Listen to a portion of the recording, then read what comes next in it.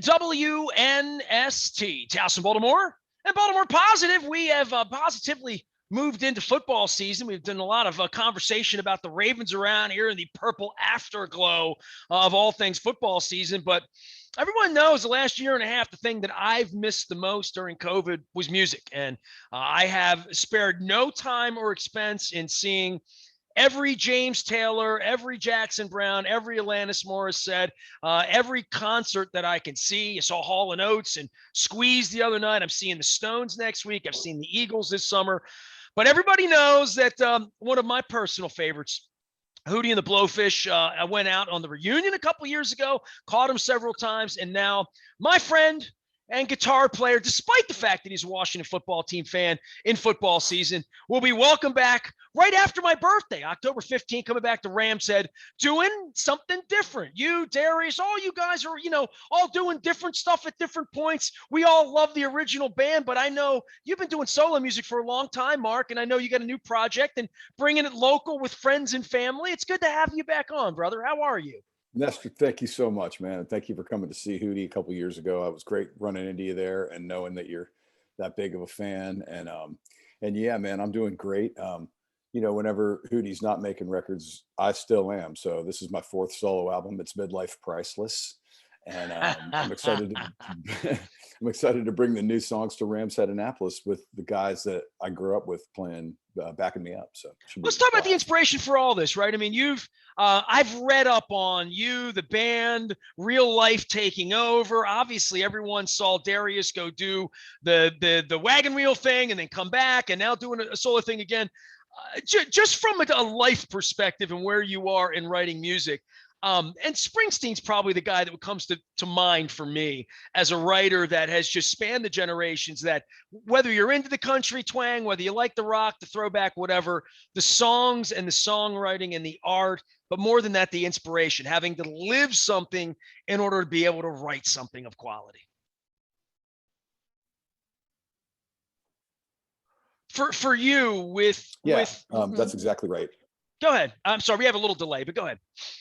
We do. I'm sorry about that, but I thought you were finished with the question. And Springsteen is a great example and a great inspiration to me. And I feel like my songwriting is actually getting better the older I get. A lot of people talk about, your prime and all of that. But I think with songwriting, you can defy whatever that is. You can have your prime in your 70s because you have that much more wisdom at that point. And so I feel like I'm just getting into a new phase of creativity for songwriting and recording. And I have a lot of years left of that in me.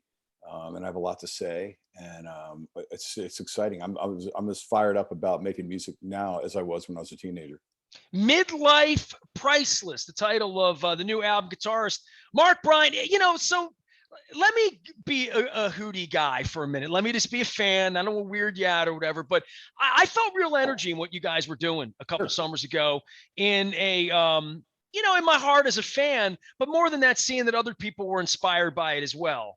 And the set list, the way it looked, the way it moved, the way it felt, even Peter Holsapple being involved, sort of brought me back to it. And it gave me energy for you, but I got to hang out backstage and I got to see what a production it was. And that's a different kind of life than what you were doing when you weren't doing it. And as much fun as it looks on the outside, I would also think that it's those kinds of experiences and bringing special people in your life back together where you're in a very different place that would then you come back off of those trucks, have a plague, and sit down and say, I'm going to write something new. And I, you know what I mean? And I think maybe it gave you more energy or less in the end, certainly took care of things financially as well. And that's always a beautiful thing. But for you in the aftermath of having something that maybe you didn't think you'd ever get back together again and play in that way and take it on the road. You guys were always together doing the golf thing. You weren't one of those about the music bands, but from an inspiration standpoint at this point, tell me about this album and putting the band back together and how that pieces together to have a priceless midlife. Right. Well, when we took our long hiatus, I don't know, 10 or 12 years ago, I knew that I was so thankful that I have music to sort of fall back on. Like, I didn't have to be on tour with Hootie and the Blowfish. I can make music the rest of my life out and just follow my dream. And so that's what I've been doing. I'm trying to get better at my craft, trying to become a better producer, recording artist, musician, and writer. And so we've always said that we'll do Hootie when it's the right time. And around 2019, we were feeling like, hey, it's the right time to make a new record and do a tour. So we probably wrote and co-wrote 70 or 80 songs for that project, for Imperfect Circle. Wow. And I know. And so when we were done with that process, there was just literally an album full of songs sitting in front of me that I had either written or co-written that weren't tracked or recorded for the Hootie project that I still felt like needed to see the light of day. And so there were songs that meant a lot to me. And there was a theme in there about having grown through some things in life and getting to a place where, you're happy with who you are, I think. And that theme sort of resonated throughout a lot of the songs, and that's how the name Midlife Priceless came about. But most of these songs were suggested for the last Hootie project, and we just had too many really good songs. So you're always going to have some really good songs on the cutting room floor, and that's what these are. They're the best songs that I wrote or co-wrote at that time, and I think they say a lot about where I'm at in my life and what I've gone through and what I've learned and who I've become. And then you hope as a writer that you can convey that message to the listener, and they feel something just like you feel from your favorite songs. Well, I think it's different when I'm running around Hammerjacks and you guys are coming out of South Carolina, putting a band together and hold my hand. And it wasn't a new project that you skyrocketed, but you had a different kind of success early on than let's say, REM may have had in the beginning, rolling around in vans or whatever. But for where you were in life and writing songs at that point, was everything sort of written in Darius's voice in your mind? Like, I would think when you think of the band, and I just saw the Eagles recently, and I wonder what makes a Henley song versus what makes an Eagles song, or what makes a Darius song versus what makes a Hootie song. And for so many years you were, estranged, not together, but still performing once a year and getting together and playing golf and whatnot. And he was doing the country thing, and I'm sort of unabashed, not the country guy. I didn't run the Darius's country show, even though he toured and did it successfully. I don't listen to WPOC. It's not my music per se. But he's had an interesting voice in different places. When you write, do you write thinking I'm singing this, or do you write thinking, hey, this is a good Darius thing? The luxury of having a lead singer like Darius in your band, I can't be understated, because you don't have to think about it. He can sing any style. He can sing almost anything. And so we just phone write book, them, as they would say. as they say. And so we just write them, man. We just write a bunch of songs and throw them in there. And then when he tries to sing them, he can tell, in the first few attempts, whether or not it's something that he's going to groove on. And if he's feeling it, then the band's going to be feeling it too. But if Darius starts singing it and he's not feeling it, it's not fitting his vibe or whatever, then we'll probably. And another thing you can do is, like, I might write a song in a certain key or whatever, but then you can change the key to fit his voice or whatever. So we go through those steps in like pre-production where we try to put the song together and try it in different ways, see if it works, see if it fits his voice, that kind of thing.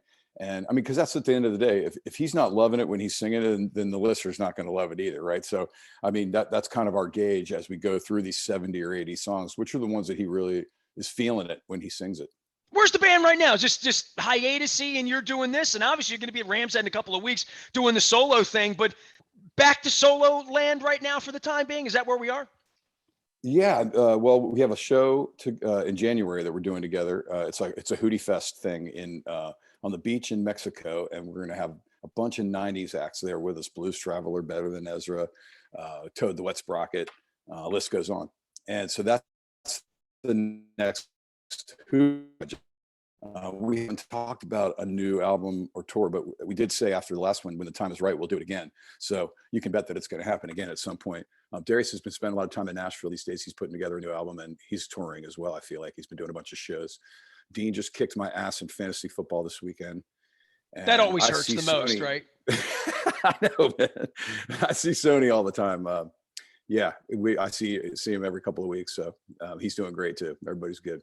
Well, for the journey that you've been through as a band and, divorce and life and reunion, and then the plague hits, right? So these songs were pre-plague for you, right? These songs were Correct. part of, okay, so give me plague life for you the last year and a half, because, things were starting to Yeah. rock for the band, and you were in that space.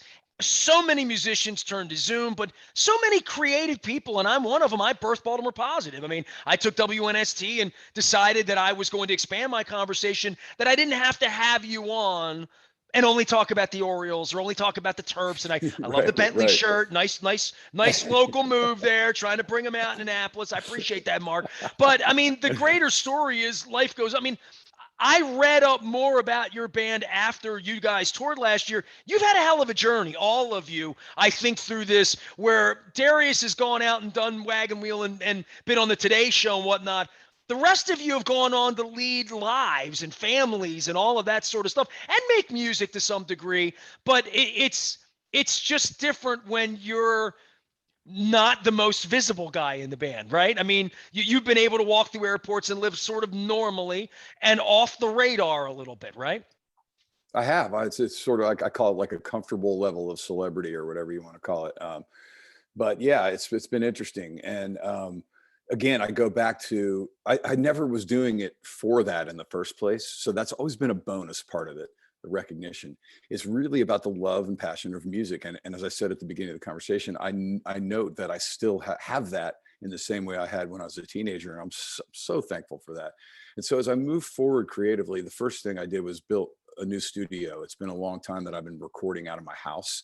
And so I built a new studio and took all my gear and moved it in there. And now I have two rooms of my house back.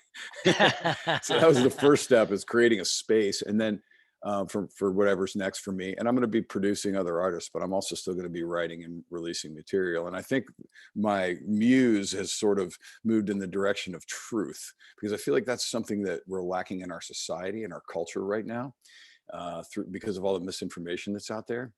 And it really it upsets me on a level that's so deep that I haven't really comprehended it yet. And usually when that I happens lived to through me, I 4 years write. of the presidency and woke up with it Yeah. every day. I'm very, very aware of, those emotions So that led me to this, quite frankly, right?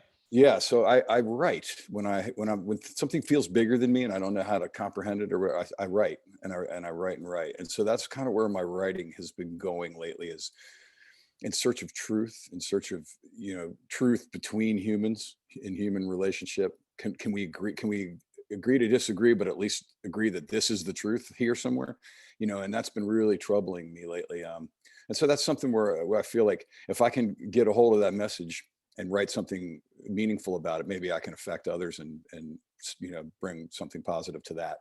Well, I'm a goofy Hootie fan, and I was listening to Drowning literally day before yesterday, and hearing that song, and I did a 30 crab cake and 30-day tour in our home state of Maryland. I Nice. should welcome you as a Love it, Marylander. dude. The month of August, I had a Yeah. crab cake every day. Well, dude, I've been all over the world, right? I mean, I've certainly been backstage with you in 3 time zones across this country, right? But I had That's for never been to sure. Deep Creek Lake. I had never been to Rocky Gap. Oh, I had never really? been to Crisfield. I had never been to Smith Island. I had never really been Yeah. off of 50 going to Ocean City to see Blackwater. Man, Interesting. dude, I made a left-hand turn in Hurlock and I saw a Confederate flag the size of a building, like literally. And all I could think about Yeah. was Darius singing Drowning.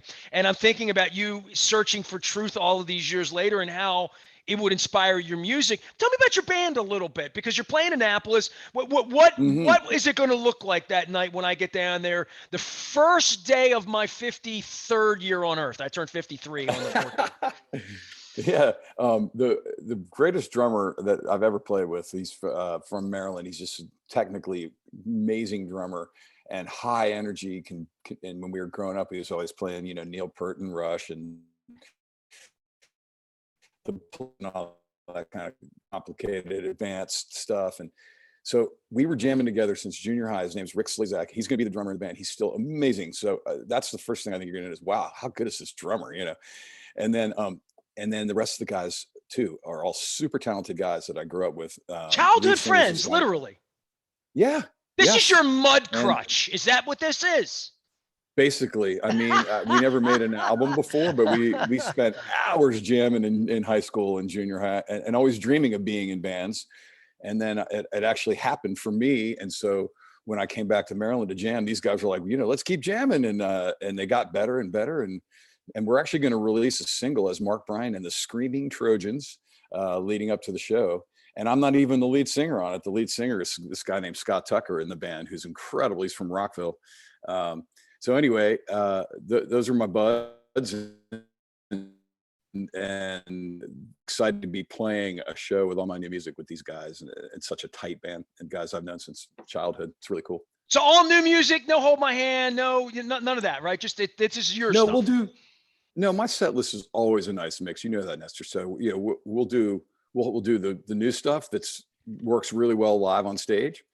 And we'll do some of my older solo stuff that works really live on stage, but we'll also do a handful of Hootie and the Blowfish songs and a handful of covers. Well, I was going to say, Mark Bryan is here, famously known as a guitarist for Hootie and the Blowfish. Midlife Crisis. Priceless is the title of the new album. The gig is Friday, October 15th, or the first year of my 53rd year on Earth. Smithereens are also playing Ramshead the next night, so I'm going to be down there for those fellas. Yeah, so I may just get a cot down there somewhere off of Duke of Gloucester and hang out down in Annapolis. And maybe, I'll roll you down to the boatyard. We'll get some serious crab cakes down there. It is the power boat and sailboat show weekend, actually, so it's going to be really crowded in Annapolis. And let me throw something out there. Sure. You said the Smithereens are playing the next night. Mark Bryan and the Screaming Trojans were the backup band for Pat Denizio at the Black Cat in DC about 10 years ago. We're huge Smithereens fans. Dude, so they're my boys. Those are my guys. When we saw they were playing the next night, we were like, oh my God. So we were thinking about maybe going actually to see you the next night. Well, if you want to go to the show the next night, by all means, I will be. They're doing 2 shows. Robin Wilson sitting in, the late great Pat Denizio, but Mike Maceros has been a lifer friend, as is Jimmy Babjack. So they're special people. Just got into the New Jersey Hall of Fame. I mean, they should be. Yeah, so for you and the band and doing this, give me a little bit of what's going to happen the next 6 months. Touring here, how many gigs, and then you're doing this thing in January down in Mexico. That sounds very, very appealing. I'm a little concerned my team might have some playoff games in January, though, Mark. So I may have to take a pass on the Hootie Fest. Hey, I think you guys might. You look really good, but no. So I've been very selective about shows, and it's been great. Like COVID sort of is creating that atmosphere anyway. But even pre-COVID, I got to the place where it's like, I'm not. Even though I still have that same energy for the music that I have as a teenager, I don't have that drive to just go out and slug it out on the road anymore with a van or whatever. It just seems like it's inefficient or something. There's better ways to get your music out there and to make that connection. So I try to do the right shows and select shows and shows that make sense, shows where I can play in front of an appreciative crowd instead of just going out there and battling it out, And so it's nice to have the shows in front of me on the calendar are really cool, like this Ramshead show in Annapolis that's almost sold out, and then the Hootie Fest in January. And that way I can get primed for these actual events and look forward to them and know that it's going to be just a slamming thing instead of that 3 to 5 nights a week slugging it out on the road attitude that I used to have. So made a change there a little bit, and I think it's for the better. It's amazing with bands, right? Like, have you ever considered your band being like Cheap Trick? That never stopped working, doing 40 weeks a year forever and ever and ever. We all have families, wives, things, all of that stuff. It really is. It speaks to how much Bruce Springsteen loves it, that he wants to go into New York and perform and tell his story to people every night right after a play. I went up and saw it twice because it was available to me. You know how much I love music and love the people and the stories and all that. But there really is a certain mentality about classic rock. My guys in Styx, I don't slug it out in a bus or a van or whatever, but just work and bring their music to people. It is portable, and they make it look easy when James Taylor shows up at Merriweather again for the 50th summer in a row, but it's not easy. And if anything, our friendship, when I visit with you and get that 5 minutes of a picture with my wife at SPAC or a beer with you in Philadelphia, just to see the monstrosity that all of that is, it's a hard life even when you're staying at the Four Seasons, bro. Yeah, I mean, you have to be ready to be, not stationary at all. You're just constantly moving. Living out of a bag, all of that sort of thing. And I get used to it, and I love it. I just want to do it in a way where I can enjoy it and make the most out of it instead of feeling like it's a slog. That's just the main thing. But I will say about Springsteen, and you talked about Cheap Trick, and I even always go back to the early Beatles. Like they all had this mentality of this is their job, like it doesn't feel like a job because it's fun and we get to play, not necessarily work. But it is, if your mentality and your approach to it is that, hey, my job, and you kind of go in like, I'm going to put my 8 hours a day in on it.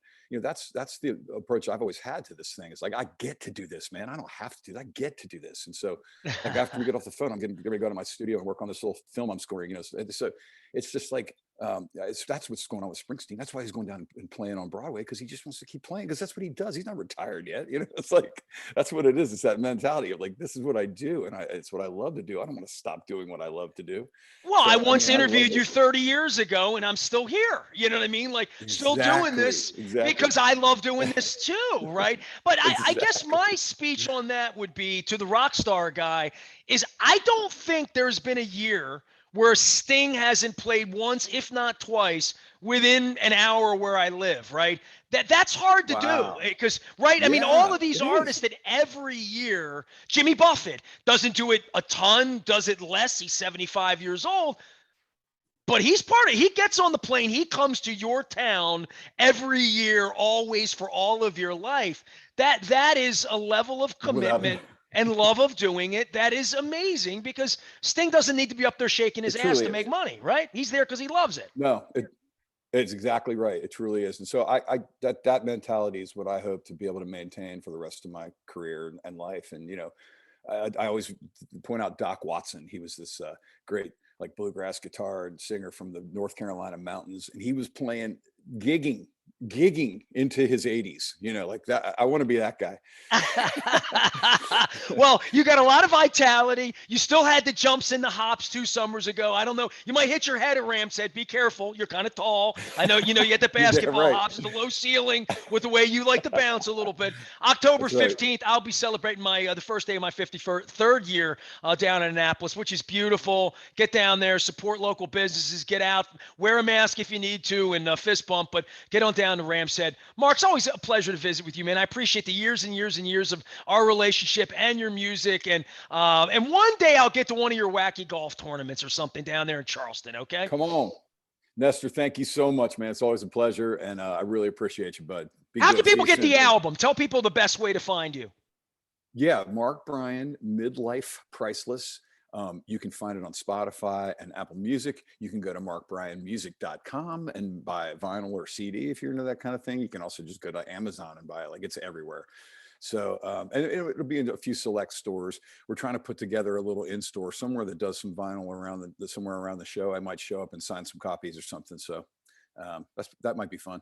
Come on up to Bmore, man. We'll put you in Fells Point over there, man. We'll figure it all out over at Soundgarden. Appreciate you, Mark Bryan, my friend, longtime friend from Hootie and the Blowfish, now doing his solo thing. Midlife Priceless. We're both in a midlife priceless situation. One of us has a better football team right now.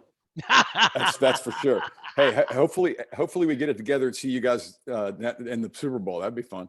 That'd be a lot. Hey, 1 year, I was very concerned about Orioles Nationals there for about 5 minutes, and then the Angelos family took good care of that. We don't have to worry about that anymore. And the other side looks like it's blown apart as well.